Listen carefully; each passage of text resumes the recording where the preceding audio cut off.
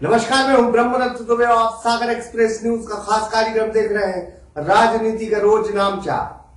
Party ticket दे दे तो ठीक है, नहीं तो फिर बगावत शुरू।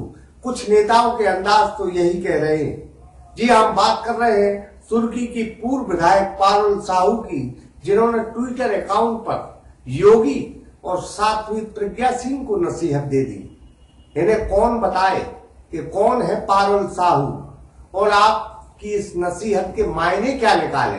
आप योगी आदित्यनाथ को नसीहत दे रही हैं, साध्वी प्रज्ञा सिंह को नसीहत दे रही हैं। आपको ये कौन बताए कि आप जिस विधानसभा में विधायक थी वो भी टिकट भारतीय जनता पार्टी ने आपको दिया था। 5 साल आपने सुर्खी में क्या किया, जरा ये तो जनता को बता दें, क्योंकि जनता आपसे ये भी सुनना चाहती है कि आप विधायक रही हैं तो सुर्खी को क्या दिया। तो कुल लिहाज से बोलने की अदा और लिखने की अदा आप में अगर है तो फिर जनता से सीधा संवाद करें। आपको अगर टिकट नहीं दिया था तो जनता कोहराम मचा देती, और ऐसा कोहराम सागर की धरती पे होता कि दिल्ली का आला कमान मजबूर हो जाता आपको टिकट देने के लिए। तो श्रीमती पारुल साहू केसरी जी, इतने बड़े लीडरों को आप नसीहत न दें, पहले अपने दामन में झांक कर देखें, तो हम फिर कहेंगे कि वैसे तो हमें कुदरत की सच्चाई मालूम है और दिल बहलाने के लिए गालिब तेरा ख्याल अच्छा है। तो देखिए खास खबर सागर एक्सप्रेस न्यूज पर।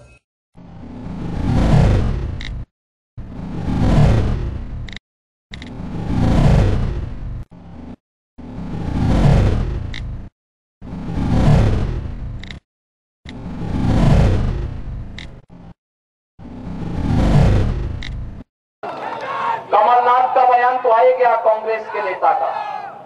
उन्हें बजरंग बली नहीं चाहिए, उन्हें अली चाहिए। हमें बजरंग बली चाहिए।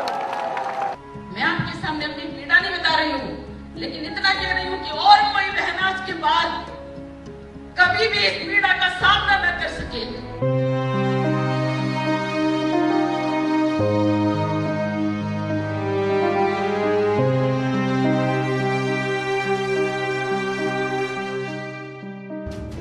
यह पारुल साहू जी का सोशल मीडिया अकाउंट है, जहां उन्होंने एक पोस्ट लिखी है जिसमें शीर्ष नेतृत्व को चेताया है कि वो योगी आदित्यनाथ और साध्वी प्रज्ञा सिंह को चेताएं, नहीं तो पार्टी को इसकी कीमत चुकानी पड़ेगी। तो पारुल साहू जी, दर्द कहीं का है और आप हमला कहीं और कर रही हैं। सागर से लोकसभा का टिकट आप मांग रही थी, आपको पार्टी ने टिकट नहीं दिया तो आप लोकल सागर को छोड़कर सीधे सीधे यूपी के मुख्यमंत्री आदित्यनाथ पर हमला करने लगी। साथ ही प्रज्ञा सिंह पर भी निशाना साधने लगी। पार्टी शीर्ष नेतृत्व को सब मालूम है कि कौन क्या बोल रहा है, लेकिन आप जो बोल रही हैं वो शीर्ष नेतृत्व नहीं समझ पा रहा है। हाँ, सागर की जनता जरूर आपको समझ पा रही है। आपको पार्टी ने 2013 में जब टिकट दिया था तो शीर्ष नेतृत्व के सारे बयान, सारे वक्तव्य अच्छे थे और आप उनकी जमकर तारीफ करती थी। वर्ष 2018 में आपको पार्टी ने टिकट नहीं दिया तो आप सुर्खी की जनता को भूल गईं, जिस जनता ने आपको 2013 का चुनाव जिताया था और गोविंद सिंह राजपूत जैसे नेता आपसे चुनाव हार गए थे। विधानसभा में आप बुरा मानकर बैठ गईं और जैसे ही विधानसभा के चुनाव हो गए और भाजपा सुर्खी से बुरी तरह हार गई तो फिर आप निकल पड़ी लोकसभा चुनाव का टिकट मांगने। दिल्ली में आप डेरा भी डाले रही, मोदी के भाई से साहू साहू का नारा देकर टिकट मांगती रही। अब जब टिकट नहीं मिला तो फिर आप मचल गईं और सीधे योगी आदित्यनाथ पर टूट पड़ी। आपको साध्वी प्रज्ञा सिंह भी नहीं भा रही हैं।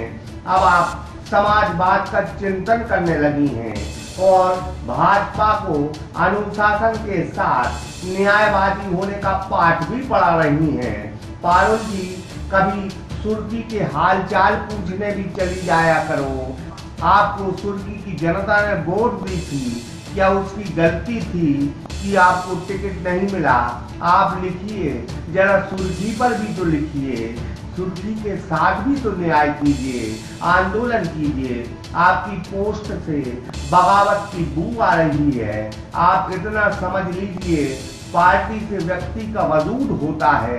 कभी कांग्रेस छोड़कर स्वर्गीय अर्जुन सिंह, स्वर्गीय माधवराव सिंधिया और तिवारी ने अलग पार्टी बना ली थी, लेकिन वापस उनको कांग्रेस में ही आना पड़ा। यही हाल उमा भारती के साथ भी हुआ था। हाँ, अगर आप ममता बनर्जी और शरद पवार जैसी हैसियत रखती हैं, तो फिर आप प्रदेश में एक पार्टी बना लीजिए। आपके पोस्ट के तो यही मायने हैं कि अब आप भोपाल नहीं, सीधे सीधे दिल्ली से मुखातिब हो रही हैं। मैं चाहती हूँ इसकी चिंता होनी चाहिए, पार्टी नेतृत्व को चिंता करनी चाहिए, क्योंकि इस तरह के जो कमेंट आते हैं वो कहीं ना कहीं उसका नुकसान पार्टी को होगा। और मैं समझती हूँ जिस तरह से पार्टी की विचारधारा है, वो विचारधारा ये नहीं है कि अलग अलग करके सबको जोड़ के एक साथ लेके चलने की विचारधारा भारतीय जनता पार्टी की है।